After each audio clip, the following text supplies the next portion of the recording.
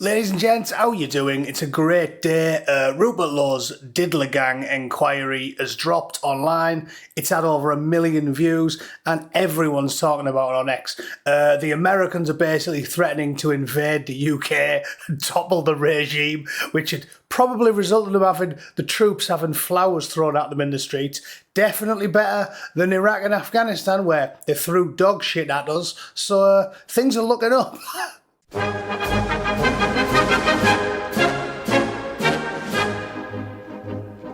Right, it's big news. Obviously, I've got to talk about it. First things first, I wasn't banned this time. There's a lot of people sent me messages asking if I'd been banned again. No, this was a rare holiday experience for me, rather than the iron shod boot of Silicon Valley being on my windpipe. So don't fear, I'm back off my holidays. Although, with the topic that I'm discussing today, maybe I'm not going to be around for too much longer. I might well run out of synonyms, euphemisms, and Cockney rhyming slang to try and get through an entire video about Puma tracky struggle snuggle enthusiasts in the UK. It's going to be hard work. But this was a good one to start with, wasn't it? Tony Blair made, this guy was apparently the first Puma tracky baron, okay, in British history. Turns out, this is brilliant, turns out, as we see here, Lord Nazir, he was convicted in 2022 of multiple diddler offences, including the obvious, wrecking a 13-year-old girl's, I nearly said weekend, life, basically. And he was jailed for 5.5 years. He also attacked a boy, because, of course he did. It's not like Bakia Bazzi's unpopular in that community, is it? And I don't have to explain that any further, do I? Educated xenophobes enjoy my content, so we'll leave it there. Also, maybe the Silicon Valley gods will leave me alone if we don't have to go into great detail about Bakia B, but I think you lot know.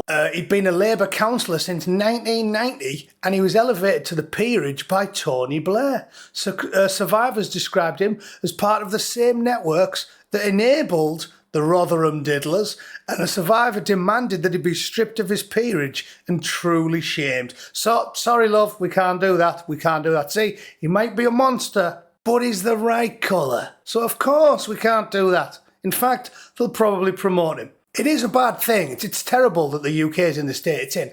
But, you know, coming from an aerospace background, I like efficiency, I like engineering. So I do think what we should do is empty the entirety of the House of Lords, just get rid of all of them, strip every single one of them of the peers, all lands, titles and awards and accolades, get rid of them all. And then all we do is we go to Wormwood Scrubs, get a list of every single hardened criminal, sex pest, deviant, and then first 500 that we get to on the list, perhaps we pick the ones with the most exotic sounding names, we just give them all the titles, put them in the House of Lords, 500, wham, fill it to the rafters, every single one of them, the detritus of humanity, efficient. See that? Cut out the middleman entirely, fill the entire building with foreign diddlers, and voila.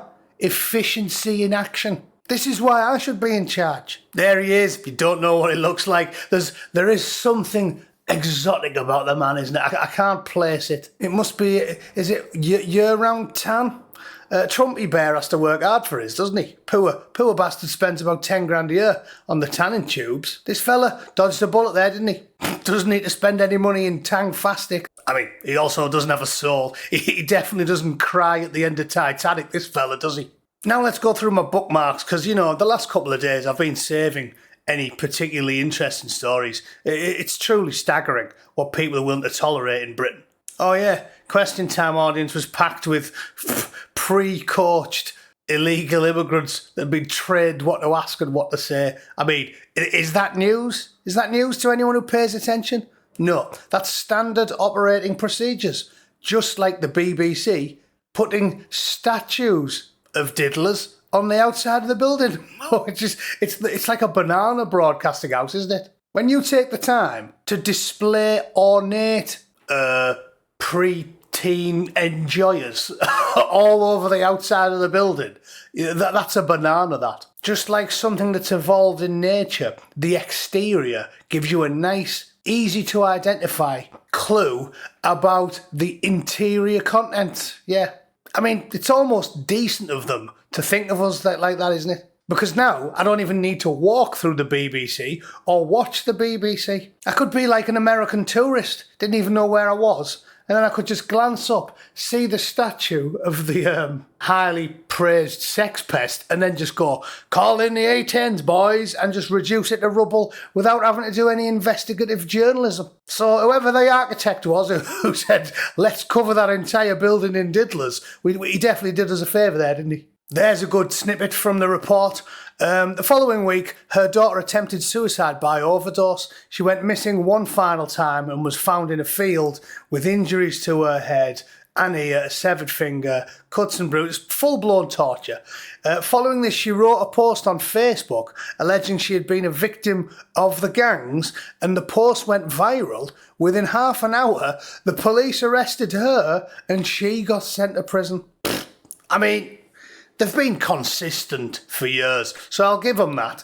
It's just a shame that it's consistently evil. The bloke who used to pretend to be a Raspberry Ripple so he could lure women into his van in Silence of the Lambs and then throw them in a pit so he could make a skin suit, he's more moral than the British government, because at least he never went after the mothers that complained about it. Think of that. Think of that. Our entire state is run by people who are more evil than fictionalised serial killers. Brilliant, brilliant. As I said, I've told you, I've repeated the joke.